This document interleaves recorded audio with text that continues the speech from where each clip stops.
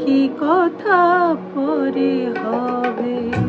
ধূসর ধূলির পথ ভেঙে পড়ে আছে রথ, বহু দূর দূর যেতে হবে।